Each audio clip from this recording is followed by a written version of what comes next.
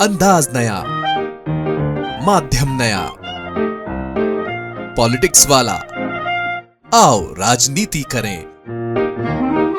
मध्य प्रदेश के मुख्य सचिव पर कैसे अचानक अनुराग जैन आ गए? कैसे मुख्यमंत्री मोहन यादव के झारखंड की उड़ान भरते ही दिल्ली ने एक नाम भेज दिया, अनुराग जैन, और वो बन गए चीफ सेक्रेटरी। क्या है इसके पीछे की पूरी कहानी? नमस्कार, मैं पंकज मोकाती, पॉलिटिक्स वाला पीएम टाइम में एक बार फिर आपका स्वागत है। पिछले एक महीने से एक नाम चल रहा था कि मध्य प्रदेश के चीफ सेक्रेटरी बनेंगे राजेश राजौरा। मुख्यमंत्री निवास पर आज सुबह मुख्यमंत्री जब झारखंड के लिए रवाना हुए, उसके पहले स्थानीय मुख्यमंत्री निवास के अफसरों ने राजेश राजौरा को बधाई भी दे दी कि आप नए चीफ सेक्रेटरी बन रहे हैं। मीडिया, सोशल मीडिया में भी इस बात की खबरें आने लगी कि राजेश राजौरा का चीफ सेक्रेटरी बनना तय हो गया है। फिर अचानक जैसे ही मुख्यमंत्री ने झारखंड की उड़ान भरी, दिल्ली से एक मैसेज आया कि अनुराग जैन होंगे मध्य प्रदेश के नए चीफ सेक्रेटरी। ऐसा क्यों हुआ? क्यों राजेश राजौरा का नाम सबसे ज्यादा चलने के बाद मुख्यमंत्री के बेहद करीबी और पसंदीदा अफसर होने के बावजूद पीछे छूट गया और अनुराग जैन को दिल्ली ने सीएस बनाकर भेज दिया? इसके पीछे की कहानी क्या है? दरअसल अनुराग जैन वैसे तो वरिष्ठता के आधार पर बिना किसी अफसर को सुपर लीड किए इसके मजबूत दावेदार थे, लेकिन पहले भी दो बार जब Iqbal Singh base chief secretary पद से रिटायर हो रहे थे तब अनुराग जैन का नाम चला। जब वीरा राणा को चीफ सेक्रेटरी बनाया गया तब भी अनुराग जैन का नाम चला, लेकिन दोनों बार मोदी ने उन्हें दिल्ली से रिलीव नहीं किया। फिर इस बार ऐसा क्या हुआ कि अनुराग जैन को रिलीव करके मध्य प्रदेश का चीफ सेक्रेटरी बना दिया गया? वे अगस्त 2025 तक मध्य प्रदेश में चीफ सेक्रेटरी के पद पर रहेंगे।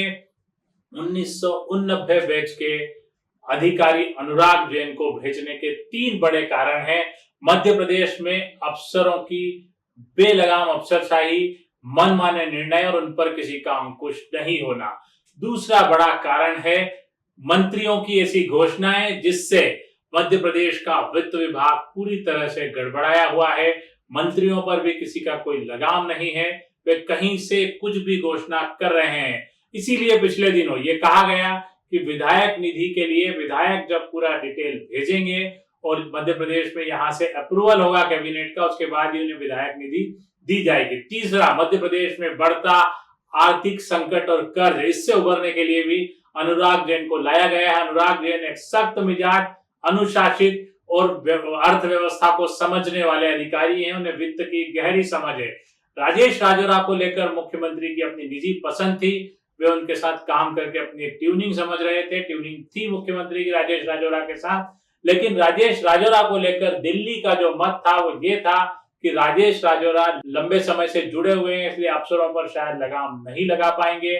वे वित्त में के मामले में भी उतने मजबूत साबित नहीं होंगे। दूसरा, मंत्रियों की मनमानी घोषणाओं पर लगाम लगाने के लिए राजेश राजौरा के बजाय दिल्ली से भेजे गए अनुराग जैन का ज्यादा असर और दबदबा रहेगा। दिल्ली से आए मोदी जी के भेजे हुए व्यक्ति का निश्चित तौर पर दबदबा रहेगा।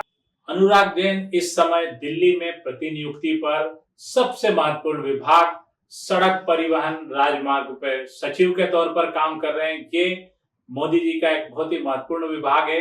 इसके अलावा अनुराग जैन पूर्व मुख्यमंत्री शिवराज सिंह चौहान के 2 बार सचिव रहे हैं, मध्य प्रदेश के कई जिलों में कलेक्टर रहे हैं और 2019 में कमलनाथ सरकार ने अनुराग जैन को मध्य प्रदेश बुलाया था और उस वक्त उन्हें मध्य प्रदेश में कमलनाथ सरकार ने वित्त का पूरा जिम्मा सौंपा था। इससे आप समझ सकते हैं कि वे वित्त के जानकार हैं। कमलनाथ सरकार के गिरते ही 2020 में अनुराग जैन वापस दिल्ली चले गए और तब से वे दिल्ली में ही पदस्थ हैं। अनुराग जैन वित्त प्रबंधन के माहिर हैं और मध्य प्रदेश को इस वक्त वित्त प्रबंधन की बेहद जरूरत है। मध्य प्रदेश में कई योजनाएं, खासकर लाडली बहना जैसे योजना के बाद मध्य प्रदेश लगातार कर्ज में है। उसके बाद भी मंत्री घोषणा किए जा रहे हैं, अफसर बेलगाम हैं। इस सब के लिए जरूरी था। अनुराग जैन वित्त की अच्छी समझ रखते हैं, इसीलिए उन्हें केंद्र ने भारतीय निर्यात आयात बैंक के प्रबंध निदेशक का जिम्मा भी सौंपा था।